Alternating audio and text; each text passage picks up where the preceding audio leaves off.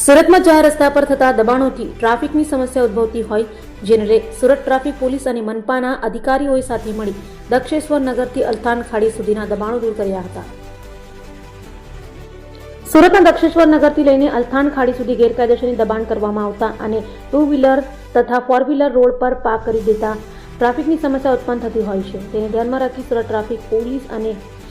એસએમસીના અધિકારીઓ સાથે રાખી ગેરકાયદેસરની દબાણ કરનારાઓ સામે લાલક કરાતી, જેમાં એસએમસી દ્વારા દબાણ દૂર કરવામાં આવ્યું અને ગેરકાયદેસર વાહનો રોડ પર પાર્ક કરી દેતા પોલીસ દ્વારા વાહન માલિકો ઉપર કાર્યવાહી કરવામાં આવી હતી।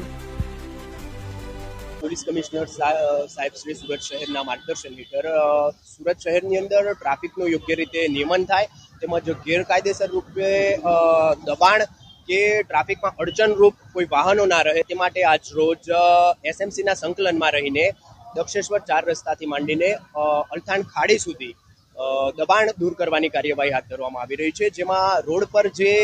લારી ગલ્લા કે અન્ય દબાણ જે છે તે એસએમસી દ્વારા દૂર કરવામાં આવી રહ્યું છે, તેમજ જે 2 વ્હીલર કે 4 વ્હીલર વાહનો અયોગ્ય રીતે દબાણરૂપ પાર્ક થયેલા છે તે વાહનો ક્રેનના માધ્યમથી હટાવવાની કાર્યવાહી હાથ ધરવામાં આવી છે, તેમજ એમવી એક્ટ હેઠળ કાર્યવાહી હાથ ધરવામાં આવી રહી છે। સુરત શહેર ટ્રાફિક પોલીસ વતી તમામ સુરતના નાગરિકોને અપીલ છે કે તમારા વાહનોને રોડ પર રોડથી સાઈડમાં યોગ્ય રીતે પાર્ક કરો, જેથી ટ્રાફિકની સમસ્યા ના થાય, તેમજ વાહન ચાલકો જે છે તે યોગ્ય રીતે રોડ પર પસાર થઈ શકે। બીજું કે જે લારી ગલ્લાવાળા પણ છે કે જે રોડ પર યોગ્ય રીતે દબાણ કરતા હોય છે તેઓને પણ અપીલ છે કે